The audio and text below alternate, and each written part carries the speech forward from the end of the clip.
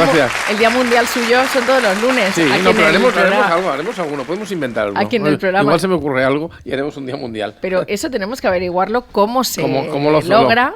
Y lo certificamos. Seguro que es más fácil de lo que pensamos. Seguro porque eso de la tarta de chocolate se han pasado un poquito.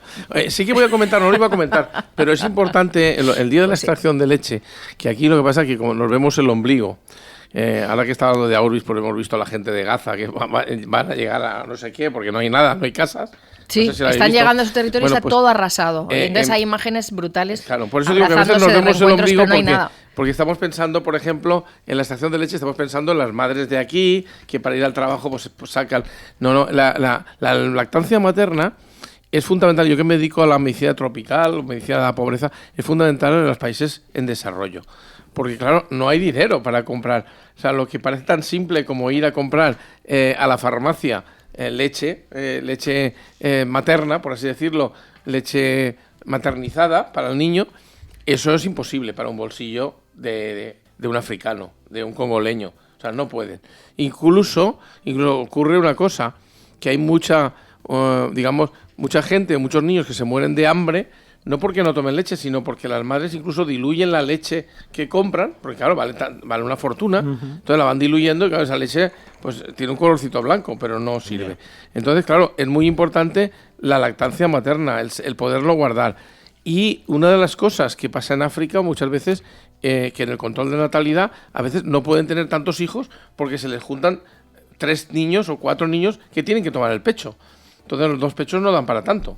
Es decir, suelen dar, para dos niños suelen dar, pero para 3 o 4 no.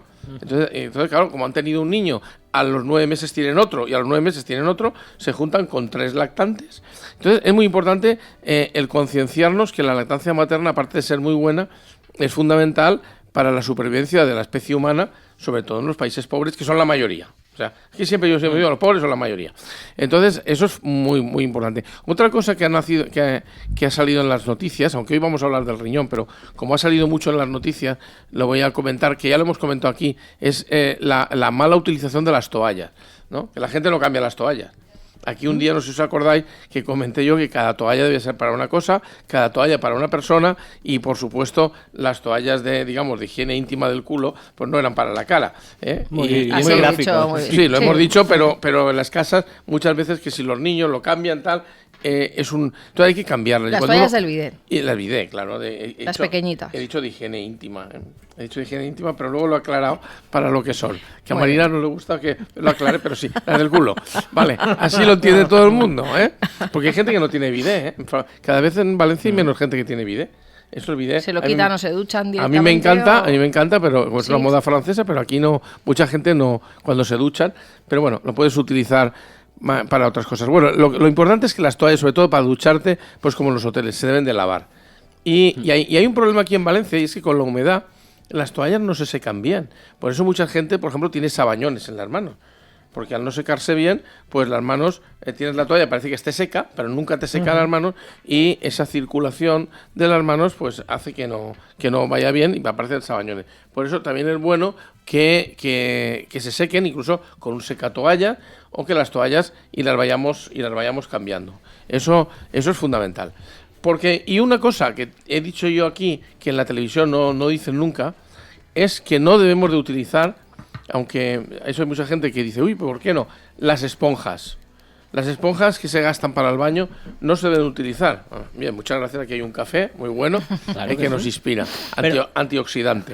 Bien. Entonces, las esponjas, ¿no? No se deben utilizar, porque tú haces un barrido en la piel, lo haces como un peeling, y todas esas células muertas se quedan en la esponja. La esponja la dejas allí y haces un cultivo de células y de bacterias ahí que te las vuelves a poner en la espalda, etcétera, etcétera. Entonces, si la utilizas alguna vez, por lo que sea, porque quieres hacer una descamación, luego hay que limpiarla bien, hervirla o coger otra.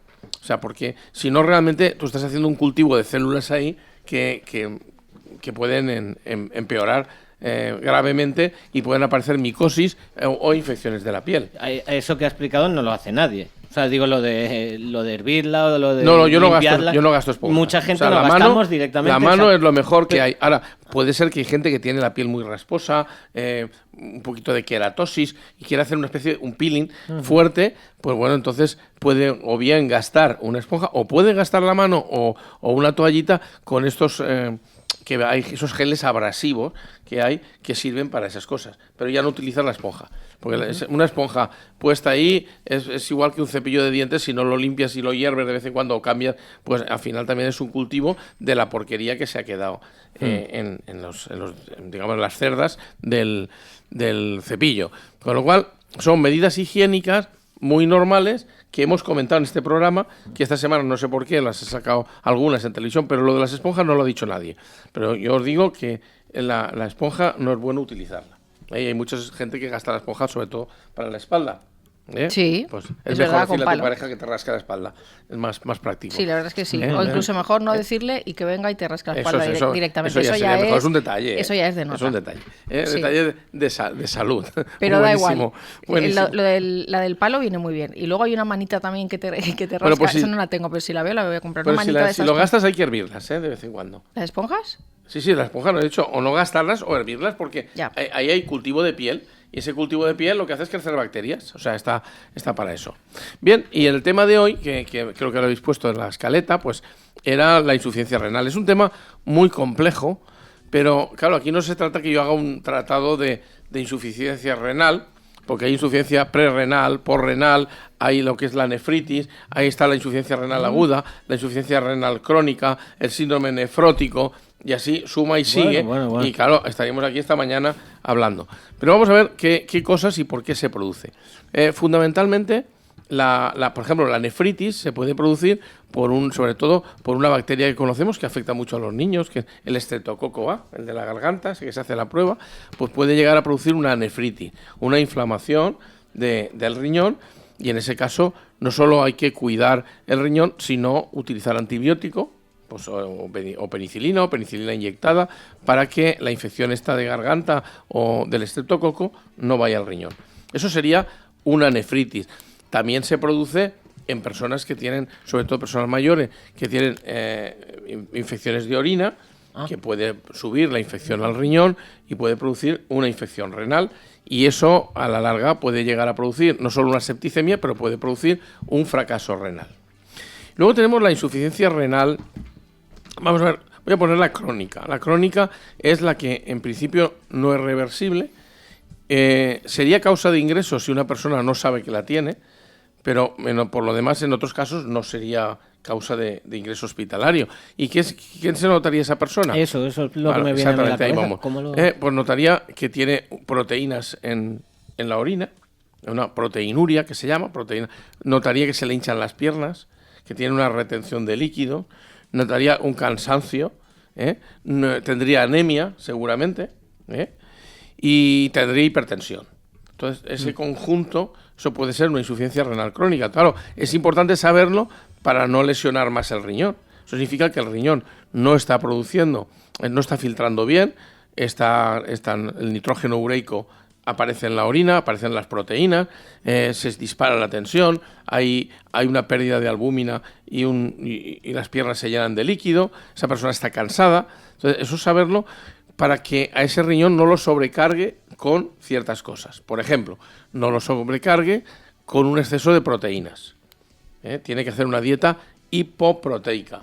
¿Dónde están las proteínas? Pues en la carne, en el huevo, también están en las lentejas, en las habichuelas, en las legumbres, pero bueno, que no lo cargue y sin embargo que tome una dieta muy rica en hidratos de carbono, que quite las proteínas y que aumente los hidratos de carbono. Fijaros, siempre nos han dicho lo contrario. Sí, claro, pero fijaros que, por ejemplo, con proteínas, hidratos de carbono, claro, no. Muchos deportistas tienen el defecto de que se toman muchas proteínas, no toman hidratos de carbono, hacen mucho ejercicio, entonces aparece la creatinfosfoquinasa, la CPK, que es que hay una destrucción del propio músculo que sobrecarga el riñón.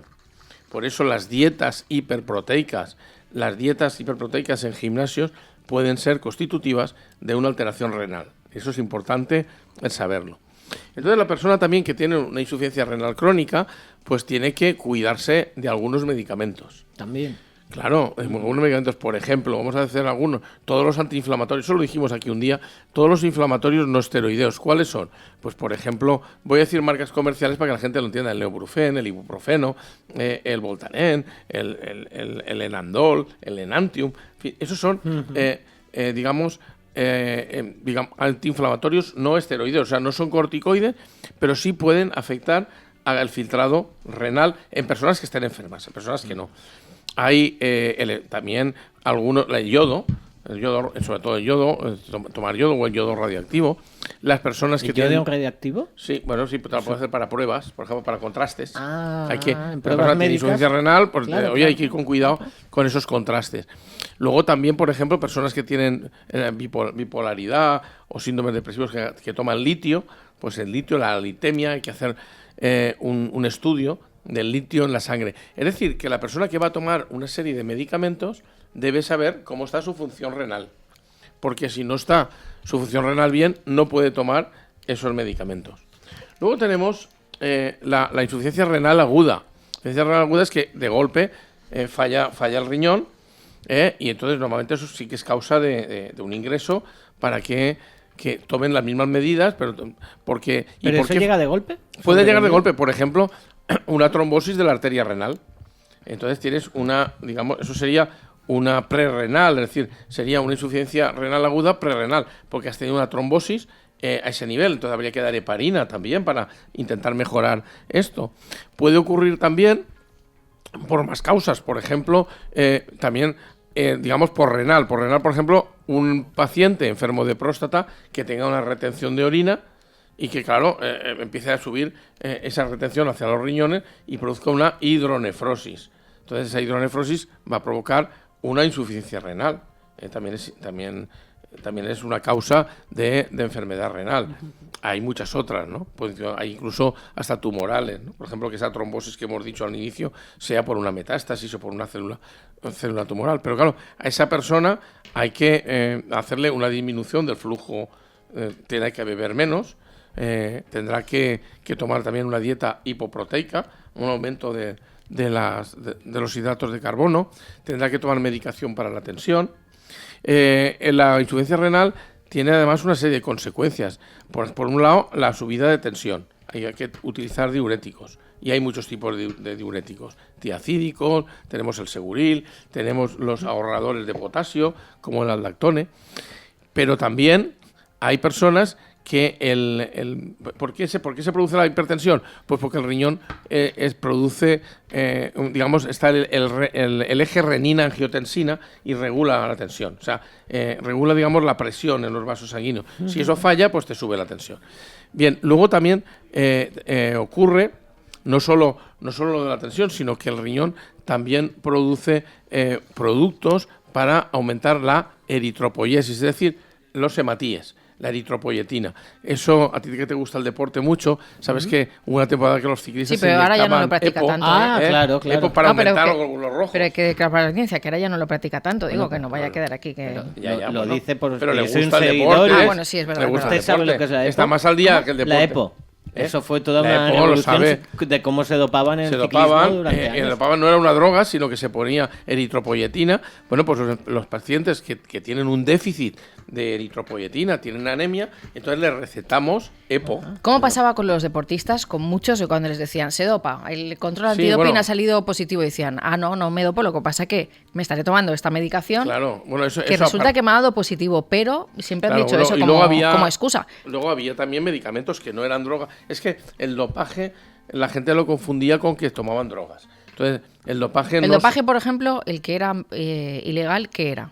No, de legal no. Si es dopaje... ¿Qué se tomaban? Es que hay muchas cosas. Claro, ahora te explico. O sea, tú puedes tomar una serie de vitaminas, pero hay una serie de sustancias que las federaciones deportivas las tienen y no son porque sean droga. Por ejemplo, te estoy diciendo una. La eritropoyetina es una, digamos, es una hormona, por así decirlo, pero no es una droga. Entonces, si pones la testosterona, no es una droga, es una hormona.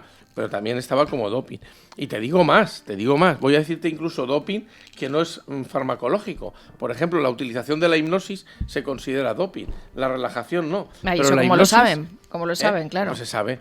No, porque está el corredor y de repente el hipnotizador le dice por el pinganillo, ahora eres una liebre. Claro, pues si lo ahora eres una liebre y empieza a correr. Pues si lo descubren es doping, está prohibido. O sea, eso está prohibido. No se sabía, es muy interesante.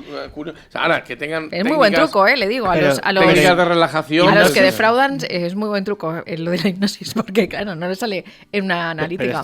¿Hipnosis durante la práctica del deporte? Claro, le dice el hipnotizador, ahora eres una liebre, ya. Sí, me parece. Entonces el tío empieza a correr y alcanza a todo el mundo. Tú puedes entrenar a un deportista. Claro. Tú puedes entrenar a un deportista. Bueno, yo no os lo he hablado, pero yo en una época de mi vida he utilizado la hipnosis. Sé practicar hipnosis y sé practicar relajación. Uy, qué miedo. Entonces te das miedo. Si te puede pasar a la edad de 10 años o como quieras. ¿Nos ha hipnotizado alguna vez sin que nos demos cuenta a nosotros? No, pero se puede. Bueno. Pero sí que he estado con gente que se dedica al espectáculo a enseñarles a hipnotizar. Es decir, no es una parte de la medicina. No es. Lo que pasa es que ya que estamos, y otro día hablaremos de ello. Antiguamente les tendría que hipnotizar para operarles y todo eso cuando no había anestesia. Bueno, se hacía. Y si yo te puedo decir, yo aprendí hipnosis por casualidad. Porque ha hecho una parte de la medicina. Porque la utilizaban los dentistas, mi padre era dentista.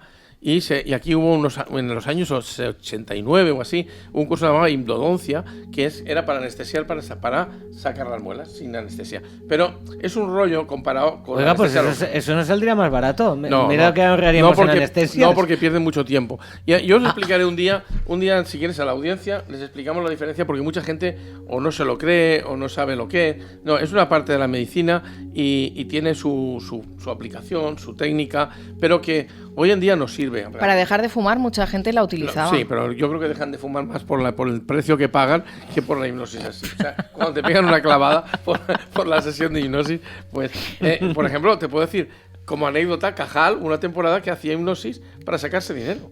Quiero decir, en su consulta privada. ¿Qué cosas? Es una curiosidad que está ahí. ¿Usted se ha ido a hipnotizar, por ejemplo, para dejar de fumar? Estuvo de moda mucho todo eso tiempo. me da también lo puso mucho. También lo hicieron mucho los psiquiatras. Hubo una temporada con eso del ahora no me sale el nombre del análisis que hacía psicoanálisis. De la psicoanálisis de Freud, que no me salía el nombre de Freud. El psicoanálisis de Freud lo puso en práctica, pero realmente no tenía demasiada utilidad. O sea, Freud decía que la mente del hombre era una mujer. Hay un cuadro de... No tiene demasiada utilidad. Sí, magos sí que tienen... Entonces, por lo que decías, en el deporte se pueden hacer algunas técnicas de esas que sí que incitan a la persona digamos, a no tener medida en el... otra cosa distinta es que tú lo entrenes, por ejemplo, que tú entrenes a un futbolista a la hora de tirar un penalti en que esté relajado. Eso es otra técnica. Una técnica de relajación, de respiración, como hemos visto a Nadal, que antes de tirar la raqueta a veces tiene sus tics, pero se relaja antes de hacer lo que sabe. Son dos cosas distintas que no tienen nada que ver, pero que la gente lo puede confundir. Entonces la relajación sí estaba permitida, la hipnosis no estaba permitida. ¿Cómo lo hacían o cómo no lo hacían? Hubo muchas películas y muchas series, porque no a todo el mundo se le puede hipnotizar, pero se puede entrenar. Pero claro, sí, pero lo puedes entrenar con la persona que, pues cuando igual que el entrenador dice, pues ya, ahora corre más. Pues hay cosas así parecidas, pero que se pueden hacer. Pues eso es lo curioso. Pero bueno, no nos desviemos, lo que estamos hablando es del riñón. Entonces, importante no cargarse el riñón con medicamentos, con drogas, con exceso de alcohol, y antes de hacer cualquier tratamiento es importantísimo pues analizar el filtrado glomerular, que es el que nos va a decir cómo está el riñón, la urea y la creatinina. Bien, hay parecido también una proteína que sintetiza el riñón, que se llama cloto, que se ha descubierto que es una proteína antioxidante que alarga la vida. Entonces están en ello, que depende mucho de esa proteína cloto, el que duremos más o menos, y es el riñón el que se encarga de sintetizarla. Muy interesante para durar más años y mejor. Qué bueno. Cuando dice exceso de alcohol, ¿a qué se refiere? ¿A beber alcohol todos los días, por ejemplo? A tomar no, hombre, no, porque hay gente que lo escucha y dice, pero yo... Un vasito de vino todos los días. Y se toman todos los días media botella de vino para la comida. Una cosa es tomar una pequeña copa de vino. Y luego se toman un gin tonic y cosas así. No, ya siempre he dicho, hay que huir de forma, vamos, alguna cervezas, carajillos, cremaets. Claro, hay que huir de forma general de las bebidas, digamos, que son de síntesis, que son de destilación, que son de alta graduación alcohólica. Por ejemplo, el gin tonic. El whisky, el gin tonic, todo eso tiene 40 grados, 38 grados. No es lo mismo eso que tomar una cerveza que tiene 4,5, 5. Es una cerveza. Si tomar 2 ya no. Y luego todos los días 2 cervezas no es abuso del alcohol. Pues no es bueno, es excesivo. No digo que sea un abuso, pero es excesivo. Y un vasito de vino pequeño es una pequeña cantidad de alcohol, porque el vino tiene 12. Si tomas un vasito de vino, pues no es un abuso de alcohol. Si no tomas nada, pues es bueno. También se ha visto que es bueno. Porque el problema del alcohol es que te produce dependencia, y después de un vaso viene otro, y después viene el medio litro. Claro, eso es lo que hay que ir con cuidado. Pero si nos referimos para el riñón, es no abusar, no tomar alcohol todos los días, y no repetir de luego el alcohol. O sea, utilizarlo para ayuda en la comida en pequeña cantidad o para las celebraciones. Hay que ser muy moderados en el uso del alcohol. Pues sí, celebro que lo diga, porque la verdad es que, como dice el doctor López Andújar, que viene alguna vez también y dice, bebemos demasiado y lo hacemos delante de nuestros hijos. Claro, sí, eso es importante. Es importante y es importante. Que los niños ahora, de muy jovencitos, se cogen unas turcas. Claro, pero entre otras cosas también hay un error, ¿eh? Es que, o sea, estamos en la cultura del alcohol o la cultura del vino, pero tampoco se les ha enseñado. A mí hasta de pequeño se me enseñó que en principio que no podía tomar alcohol, y luego que si tomábamos luego ya alguna cantidad era un pequeño quinto de cerveza y tal, que ahora está prohibido, pero entonces teníamos 12 o 13 años y alguna vez tomábamos un quinto de cerveza, pero sabíamos que era, pero si le pedías al del bar una mistela ya no te la daba. Igual pero un quinto sí que te servían, sí, con 12 años. A los 12 años sí, a los 12 años te servían entonces un quinto de cerveza, pero no podías pedir ni vino, ni mistela, ni nada, ni un coñac, evidentemente. ¿Qué tiempos, Jordi, le hubiera gustado a usted vivir esos tiempos? Con 12 años. Sí, con 12 años. Pero sí, bueno. Con 12 años nosotros, ten en cuenta que no estaba la Había Coca. costumbre en eso en España, y en muchos pueblos a los niños se les daba vino, se les daba a probar cerveza a los niños como gracia o como, yo qué sé. Nosotros cuando éramos muy pequeños, a los 12 años, en los almuerzos en los pueblos y tal, tomarte una cervecita era bastante habitual. Un quinto, que había, no, nada más. Pero bueno, era una cosa, un domingo, pero realmente lo sabíamos. Y mojar el chupete en coñac, ¿no? Eso son leyendas. Eso no lo he oído nunca. No, sí, claro. Vale. No, y lo he visto hacer. Claro. Eso que para calmar al pequeño, si dormía, si gritaba mucho. Y en otras cosas, y en opio también se hacía aquí en Valencia. Aquí en Valencia se utilizaba mucho.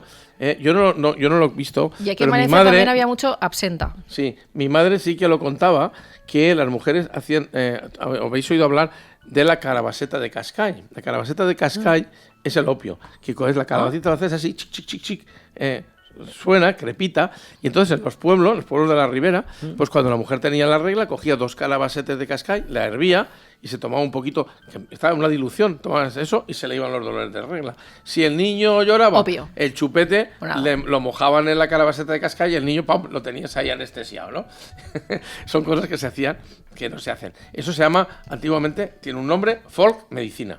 Sí, pues folk medicina fuera, fuera de aquí. Porque eso es qué barbaridad. A veces es una barbaridad, pero bueno, lo de del opio al niño, lo de la dilución no estaba mal, Lo de la dilución que hacían las mujeres no estaba mal, porque ten en cuenta que hoy en día se toman medicamentos que lleven analgésico como codeína, o te tomas los tramadoles, todo eso que también son opioides. Claro. Hacían una dilución que no había la seguridad social, que es lo que había. Quiero decir que ya me parece muy inteligentes que supieran sacarle fruto a la tierra. En fin, las palabras del sabio, el doctor Fernando Navarro. Qué sabiduría. Muchísimas gracias, doctor. Vale, a vosotros. Gracias. Hasta la semana que viene. No se vayan todavía, nos vamos a debatir. Aún hay más. Clininav es tu clínica en Valencia. En Clininav trabajamos con todas las compañías de seguros de salud, con la especialidad médica que necesites y ahora también con odontología y cirugía oral. Clininav es Clínica Navarro, la de toda la vida. Más de 30 años de experiencia en medicina nos avalan. Clininav es tu clínica en Valencia, en Avenida del Oeste 46 y en Burjasot, en calle Colón 10 Bajo. Cli-ni-nav.